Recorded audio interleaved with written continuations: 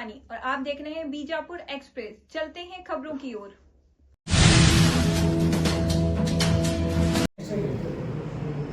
ಜೆ.ಬಿ. ಮುದಿಗೆ ಅವರು, ಯುವರಾಜ್ ಓಲೇಕರ್ ಅವರು, ಹುಚ್ಚಪ್ಪ ಬಾವಿಮನಿ ಅವರು ಸಮುದಾಯದ ಮುಖಂಡರು ಒಳ ಮೀಸಲಾತಿ ಹಂಚಿಕೆಯಲ್ಲಿ ಆಗುತ್ತಿರುವ ಅನ್ಯಾಯವನ್ನು ಖಂಡಿಸಿ ರೋಸ್ಟರ್ ಬಿಂದುವಿನಲ್ಲಿ ಸಮಾನತೆಯ ಹಂಚಿಕೆ ಆಗ್ತಾ ಇಲ್ಲ. ಅದೊಂದು ಇದನ್ನು ಖಂಡಿಸಿ ನಾವು ಈ ಪತ್ರಿಕಾಗೋಷ್ಠಿಯನ್ನು ಕರೆದಿದ್ದೇವೆ. ಸಹೋದರ ಜೆ.ಬಿ. ಮುದಿಗೆ ಅವರು ಈ ಪತ್ರಿಕಾಗೋಷ್ಠಿಯನ್ನು ಉದ್ದೇಶಿಸಿ ಮಾತನಾಡುತ್ತಾರೆ. ಗುರುಪ್ರಸಾದ್.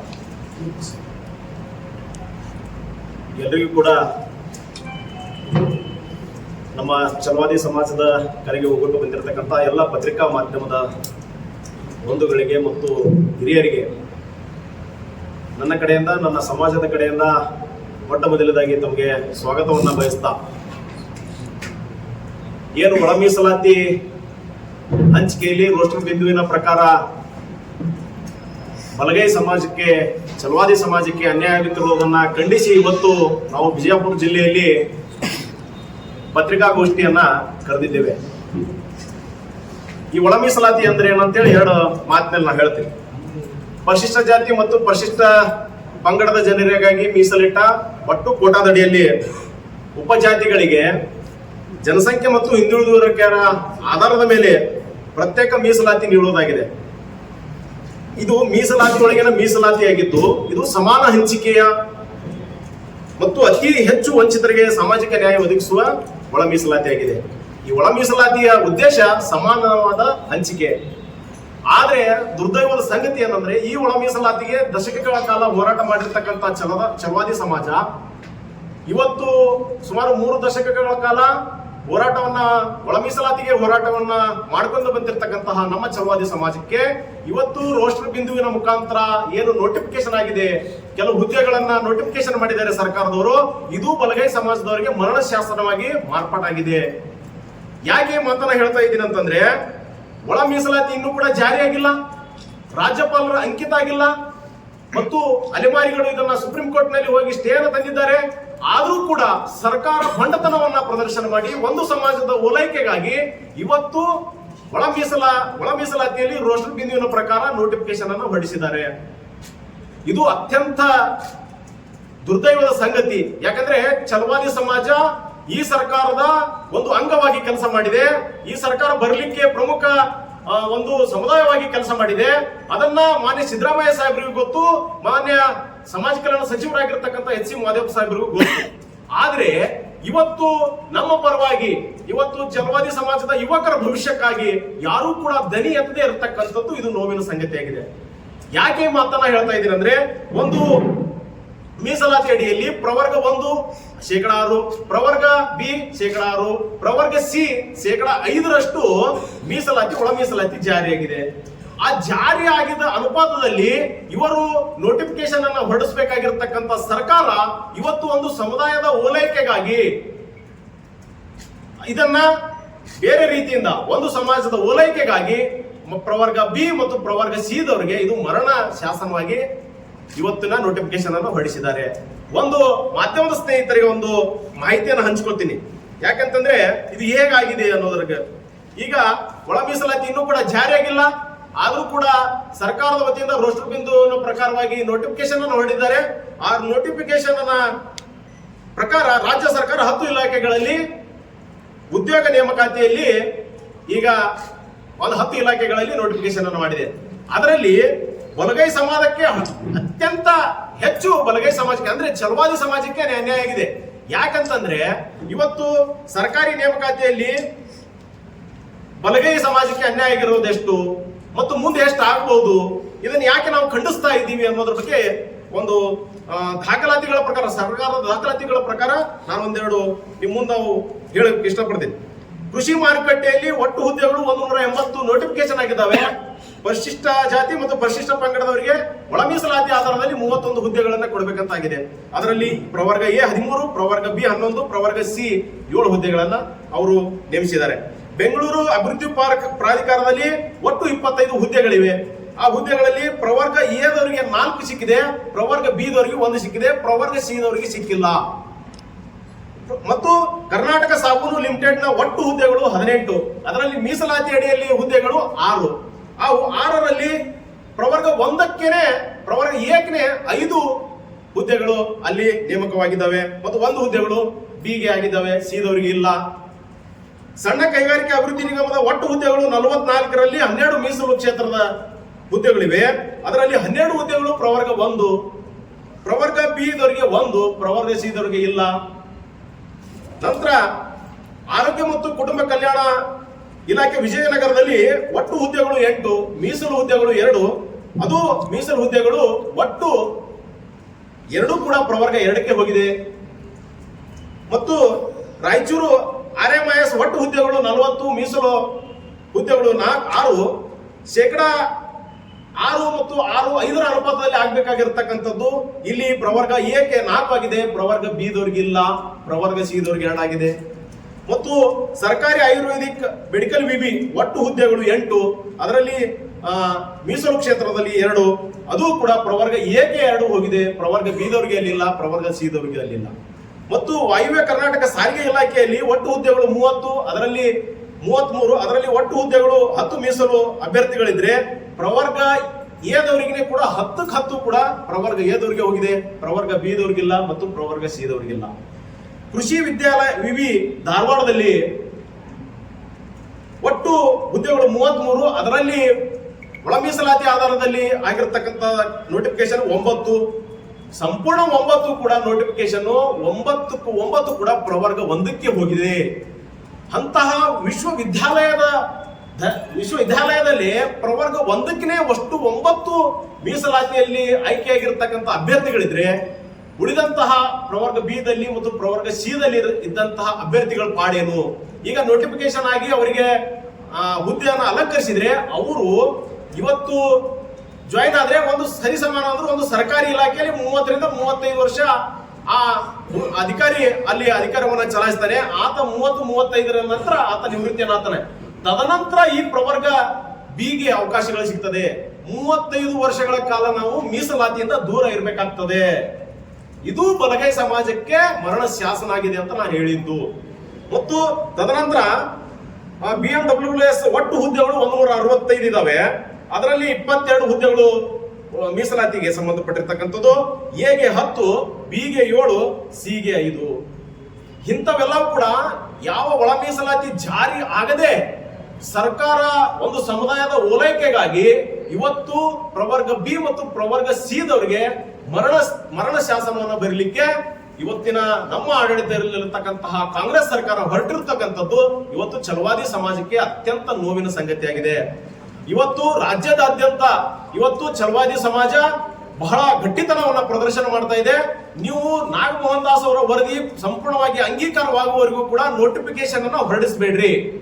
ಇಲ್ಲ, ನೀವು ರೋಸ್ಟರ್ ಪ್ರಕಾರ ನೀವು ಹೊರಡಿಸಿದೆ ಆದ್ರೆ 6%, 5% ನೀವು ನೋಟಿಫಿಕೇಶನ್ ಅನ್ನ ಹೊರಡಿಸಿ ಆ ಹುದ್ದೆಗಳನ್ನ ತುಂಬುವಂತ ಕೆಲಸ ಸರ್ಕಾರದವರು ಮಾಡ್ಬೇಕನ್ನೋದು ನಮ್ಮ ಛಲವಾದಿ ಸಮಾಜದ ಒಕ್ಕೊರಲಿನ ಒತ್ತಾಯದು. ಇದು ನಾವು ಯಾವ ಸಮಾಜದ ವಿರುದ್ಧವೂ ಅಲ್ಲ. ನಾವು ಪ್ರವರ್ಗ 1 ತೊಂದರ ಅಂತ ಹೇಳಿ ಅವ್ರ ವಿರುದ್ಧ ನಾವು ಹೋರಾಟ ಮಾಡ್ತಾ ಇಲ್ಲ, ಅಥವಾ ನಾವು ಅವರು ಹೆಚ್ಚಿಗೆ ತೊಂದರ ಅಂತ ಅವ್ರ ವಿರುದ್ಧ ಅಲ್ಲ. ಆದ್ರೆ ನಮ್ಮ ಹಕ್ಕುಗಳನ್ನ ನಾವು ಪಡೆದುಕೊಳ್ಬೇಕಾಗಿರ್ತಕ್ಕಂಥದ್ದು ನಮ್ಮ ಕರ್ತವ್ಯ. ಇವತ್ತು ನಮ್ಮ ಸಮುದಾಯದ ಯುವಕರು ಇವತ್ತು ಹಾಸ್ಟೆಲ್ಗಳಲ್ಲಿ ಉಳಿದುಕೊಂಡು PGಗಳನ್ನ ಮಾಡಿಕೊಂಡು ಹಗಲು ರಾತ್ರಿಗಳನ್ನ ಓದಿದ ನಂತರವೂ ಕೂಡ 35 ವರ್ಷ ಅವರಿಗೆ ಹುದ್ದೆನೇ ಸಿಗಲಿಲ್ಲ ಅಂತಂದ್ರೆ ಯಾವ ಪುರುಷಾರ್ಥಕ್ಕಾಗಿ ಈ ರೋಸ್ಟರ್ ನೀವು ಪ್ರಾರಂಭ ಮಾಡಿದಿರಿ? ಮಾನ್ಯ ಸರ್ಕಾರದವರು ಇದನ್ನ ಉತ್ತರಿಸಬೇಕು. ಇವತ್ತು ಸರ್ಕಾರದ ಭಾಗವಾಗಿ ನಾವು ಕೆಲಸ ಮಾಡಿದ್ದೇವೆ. ಇವತ್ತು ಯಾವಾಗ ದಶಕಗಳ ದೇವೇಗೌಡರು ಮುಖ್ಯಮಂತ್ರಿ ಇದ್ದಾಗಲೂ ಕೂಡ ಒಳ ಮೀಸಲಾತಿಗೆ ಹೋರಾಟ ಮಾಡಿರ್ತಕ್ಕಂಥ ಸಮಾಜ ಇವತ್ತು ನಮ್ಮನ್ನ ಪದೇ ಒಳ ಮೀಸಲಾತಿ ಜಾರಿ ಆಗುವ ಸಂದರ್ಭದಲ್ಲಿಯೂ ಕೂಡ ನಮ್ಮನ್ನ ತುಳಿಲಿಕ್ಕೆ ಪ್ರಯತ್ನ ಮಾಡ್ತಾ ಇದೆ ಅಂದ್ರೆ ಇದು ಕಾಣದ ಕೈಗಳ ಕೆಲಸ ಮಾಡ್ತಾ ಇದೆ ಅಂತ ಹೇಳಿ ನಾನು ವಿಶೇಷವಾಗಿ ಹೇಳಬೇಕಾಗ್ತದೆ. ಯಾಕಂತಂದ್ರೆ ಛಲವಾದಿ ಸಮಾಜ ಅತಿ ದೊಡ್ಡ ಸಮಾಜ, ಕರ್ನಾಟಕದಲ್ಲಿ ಅತ್ಯಂತ ಜನಸಂಖ್ಯೆಯನ್ನು ಹೊಂದಿರತಕ್ಕಂಥ ಸಮಾಜ. ಅಂತ ಸಮಾಜವನ್ನ ಕಡೆಗಣನೆ ಮಾಡಿ ಇವತ್ತು ನಮ್ಮ ಯುವಕರನ್ನ, ನಮ್ಮ ಆ ಸಹೋದರರನ್ನ ಈ ಹುದ್ದೆಯಿಂದ ವಂಚಿತರನ್ನಾಗಿ ಮಾಡಲಿಕ್ಕೆ ಮಾನ್ಯ ಸರ್ಕಾರದವರು ಏನು ವಂಚನೆ ಮಾಡ್ತಾ ಇದ್ದಾರೆ, ಅದ್ರ ವಿರುದ್ಧ ನಾವು ಸಂಪೂರ್ಣವಾಗಿ ಇವತ್ತು ಜಿಲ್ಲೆಯಾದ್ಯಂತ ನಾವು ಇವತ್ತು ಹಿರಿಯರ ಮಾರ್ಗದರ್ಶನದಲ್ಲಿ, ಛಲವಾದಿ ಸಮಾಜದ ಹಿರಿಯರ ಮಾರ್ಗದರ್ಶನದಲ್ಲಿ ಪ್ರತಿಯೊಂದು ಹಳ್ಳಿಗಳಿಂದ, ಪ್ರತಿಯೊಂದು ತಾಲೂಕಿನಿಂದ, ಪ್ರತಿಯೊಂದು ವಲಯದಿಂದ ನಾವೆಲ್ಲರೂ ಕೂಡ ಹೋರಾಟವನ್ನ ಪ್ರಾರಂಭ ಮಾಡಬೇಕಾಗ್ತದೆ. ಅದಕ್ಕೆ ಆಸ್ಪದವನ್ನ ಕೊಡದೆ ಸರ್ಕಾರದವರು ಕೂಡಲೇ ಏನು ಇದು ರೋಸ್ಟರ್ ಪದ್ಧತಿಯನ್ನ ಕೈ ಬಿಡಬೇಕು. ನೀವು ರೋಸ್ಟರ್ ಪ್ರಕಾರ ಮಾಡೋದಾದ್ರೆ ಒಂದು ವಿವಿಯಲ್ಲಿ 3 ಅಥವಾ 3 ವಿವಿಗಳನ್ನ ಕೂಡಿಸಿಕೊಂಡು ಮಾಡಿ 6% ಸಂಬಂಧಪಟ್ಟಿರ್ತಕ್ಕಂಥ ಪ್ರವರ್ಗದವರಿಗೆ 6% ಕೊಡಿ, ಪ್ರವರ್ಗ ಬಿ ದವರಿಗೆ 6% ಕೊಡಿ, ಪ್ರವರ್ಗ ಸಿ ದವರಿಗೆ 5% ಕೊಟ್ರೆ ನಮ್ದು ಯಾವುದೇ ಕೂಡ ತಕರಾರಿಲ್ಲ. ಆದ್ರೆ ಒಂದು ಸಮಾಜಕ್ಕೆ ಬೆಣ್ಣೆ, ಒಂದು ಸಮಾಜಕ್ಕೆ ಸುಣ್ಣವನ್ನ ಕೊಡೋದಾದ್ರೆ ಖಂಡಿತವಾಗಲೂ ಕೂಡ ಛಲವಾದಿ ಸಮಾಜ ನಿಮ್ಮನ್ನ ಈ ಜಿಲ್ಲೆಗೆ, ಈ ಸರ್ಕಾರದ ಸಚಿವರುಗಳಿಗೆ ಮತ್ತು ಈ ಸರ್ಕಾರದ ಮುಖ್ಯಮಂತ್ರಿಗಳಿಗೆ ಬಿಜಾಪುರ ಜಿಲ್ಲೆಗೆ ಬರಲಿಕ್ಕೆ ನಾವು ಆಸ್ಪದವನ್ನೇ ನೀಡುವುದಿಲ್ಲ. ಅಷ್ಟು ಪ್ರಮಾಣದಲ್ಲಿ ಉಗ್ರವಾದಂತಹ ಹೋರಾಟವನ್ನು ಹಮ್ಮಿಕೊಳ್ಳಬೇಕಾಗ್ತದೆ. ಆದ್ರಿಂದ ಇವತ್ತು ನಾವೆಲ್ಲರೂ ಕೂಡ ವಿಚಾರವನ್ನ ಮಾಡ್ಬೇಕು. ಏನ್ ರೋಸ್ಟರ್ ಪದ್ಧತಿಯಲ್ಲಿ ಇವತ್ತು ಯಾಕಪ್ಪ ನೀವು ಮೊದಲು ಅನುಭವಿಸಿರಲ್ಲ ಅಂತ ಹೇಳ್ತಾರೆ. ಮೊದಲು ನಾವೇನು ಕೂಡ ಅನುಭವಿಸಿಲ್ಲ. ನಮ್ಮ ಅರ್ಹತೆ ಮೇಲೆ, ನಮ್ಮ ಜ್ಞಾನಾರ್ಜನೆ ಮೇಲೆ ಆ ಹುದ್ದೆಗಳನ್ನ ಅಲಂಕರಿಸಿದೀವಿ ವಿನಃ ಮೊದಲಿಗೆ ಒಳ ಮೀಸಲಾತಿ ಇರಲಿಲ್ಲ, ಬರೀ ಮೀಸಲಾತಿ ಇತ್ತು. 22% ಮೀಸಲಾತಿಯಲ್ಲಿ ಕಠಿಣ ಪರಿಶ್ರಮವನ್ನು ಪಡೆದುಕೊಂಡಂತಹ ನಮ್ಮ ಸಹೋದರಿಯರು ಅತ್ಯುತ್ತಮವಾಗಿ ವಿದ್ಯಾಭ್ಯಾಸವನ್ನ ಮಾಡಿ ಅನೇಕ ಕಷ್ಟಗಳನ್ನ ಪಟ್ಟು ಅವರು ಒಂದೊಂದು ಹುದ್ದೆಗಳನ್ನ ಅಲಂಕಾರ ಮಾಡಿದ್ದಾರೆ. ಅಲ್ಲಿ ನಿಮ್ಮವರು ಈಗ ಆಗಲೇ ಅದಾರಲ್ಲ ಅಂತ ಅನ್ನೋದು ವಾದ ಬೇಡ, ವಿತಂಡವಾದ ಅಂತಾರೆ ಇದಕ್ಕೆ. ಆ ಸಹೋದರ ಸಮಾಜದವರು ಕೂಡ ಅರ್ಥ ಮಾಡ್ಕೊಳ್ಬೇಕು. ನಮ್ಮ ಸಮಾಜದವ್ರ ಮೇಲೆ ಬಟ್ ಮಾಡ್ಬೇಕು. ನಮ್ಮ ಅರ್ಹತೆ ಮೇಲೆ ನಾವು ಮಾಡಿದ್ದೀವಿ. ಅದು ನಿಮ್ಮ ಅರ್ಹತೆ ಇದ್ರೆ ನೀವು ಕೂಡ ಪಡ್ಕೊಳ್ಬೇಕಾಗಿತ್ತು. ನಿಮಗೆ ಅರ್ಹತೆ ಇರ್ಲಾರ್ದಕ್ಕೆ ನಮ್ಮ ಅರ್ಹತೆ ಮೇಲೆ ನಾವು ಪಡೆದುಕೊಂಡಿದ್ದೀವಿ.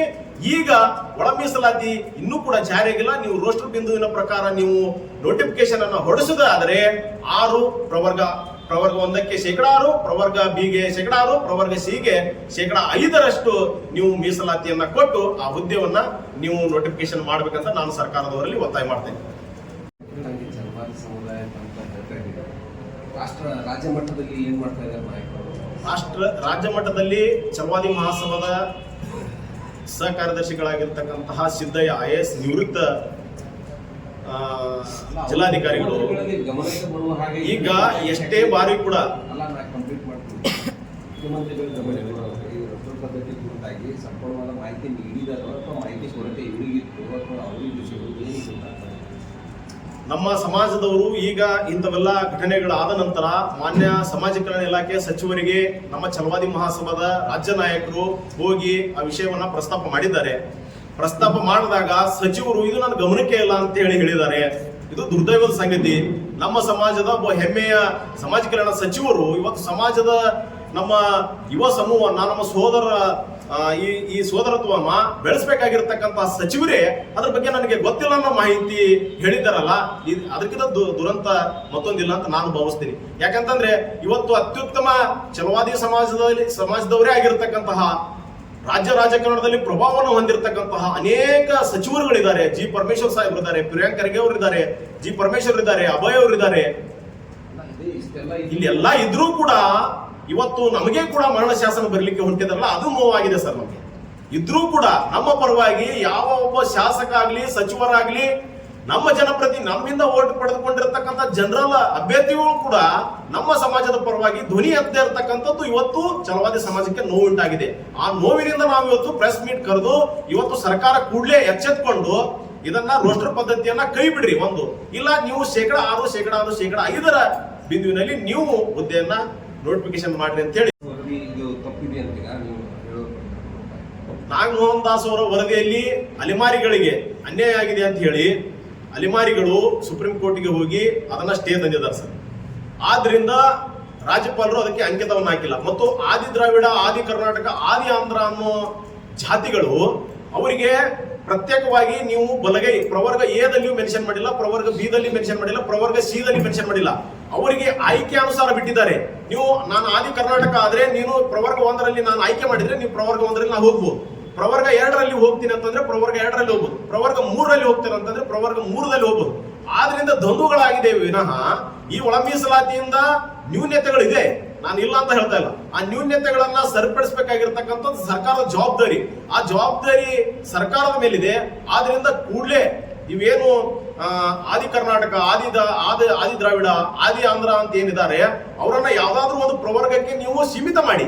ಮತ್ತು ತದನಂತರ ತದನಂತರ ನೀವು ಅಲೆಮಾರಿಗಳಿಗೆ ಏನಿದೆಯಲ್ಲ ಪ್ರತ್ಯೇಕ ಅವರು ಮೀಸಲಾತಿ ಕೇಳ್ತಾ ಇದ್ದಾರೆ. ಅದು ಸರ್ಕಾರ ಮತ್ತು ಆ ಅಲೆಮಾರಿಗೆ ಸಮುದಾಯದ ರಾಜ್ಯ ಮುಖಂಡರ ಜೊತೆ ನೀವು ಚರ್ಚೆಯನ್ನು ಮಾಡಿ ಅವರಿಗೂ ಕೂಡ ನ್ಯಾಯವನ್ನು ಒದಗಿಸಿ. ಯಾಕಂದ್ರೆ ಇಲ್ಲಿ ಬಲಾಢ್ಯವಾಗಿರ್ತಕ್ಕಂಥ ಛಲವಾದಿ ಸಮಾಜಕ್ಕೆ ಅನ್ಯಾಯ ಆಗ್ತಿದೆ ಅಂತಂದ್ರೆ ಇನ್ನು ಅಲೆಮಾರಿಗಳ ಪರಿಸ್ಥಿತಿ ಏನಿದೆ ಸರ್? ನಾವು ಕೂಡ ಆತ್ಮಾವಲೋಕನ ಮಾಡ್ಕೊಳ್ಬೇಕಲ್ಲ. ನಾವು ಯಾರಾದ್ರೂ ಕರ್ನಾಟಕದಲ್ಲಿ ಛಲವಾದಿ ಸಮಾಜ ಅಂತಂದ್ರೆ ಯಾರಿಗೇ ಅನ್ಯಾಯ ಆದ್ರೂ ಕೂಡ ಮೊದಲು ಛಲವಾದಿ ಸಮಾಜ ಇರುತ್ತದೆ. ಅದು ನಿಮಗೂ ಗೊತ್ತು, ನನಗೂ ಗೊತ್ತು.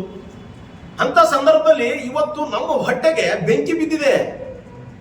ನಮ್ಮ ಬೆಂಕಿಯನ್ನು ಆರಿಸಬೇಕಾಗಿರ್ತಕ್ಕಂಥ ಜನಪ್ರತಿನಿಧಿಗಳು ಇವತ್ತು ಎಲ್ಲೇ ಕುಂತು ಕೇಂದ್ರ ಹಾರಿಕೆ ಉತ್ತರಗಳನ್ನ ಕೊಡ್ತಾರೆ ಅಂದ್ರೆ ಅಂತಹ ಸಚಿವರು ಶಾಸಕರುಗಳು ಮುಂದಿನ ದಿನಮಾನಗಳಲ್ಲಿ ನಾವು ತಿರಸ್ಕಾರವನ್ನು ಮಾಡಬೇಕಾಗ್ತದೆ. ಛಲವಾದಿ ಸಮಾಜದ ವತಿಯಿಂದ ಇವತ್ತು ಯಾಕೆ ನಾವು ಇಷ್ಟು ಆಕ್ರೋಶಭರಿತವಾಗಿ ಮಾತನಾಡ್ತಾ ಇದ್ದೀವಿ ಅಂತಂದ್ರೆ ಈಗ ನೀವು ಸುಧಾರಣೆ ಆಗಲಿಲ್ಲ ಅಂದ್ರೆ 35 ವರ್ಷಗಳ ಕಾಲ ನಾವು ಈ ಮೀಸಲಾತಿಯಿಂದ ವಂಚಿತರಾಗ್ತೇವೆ.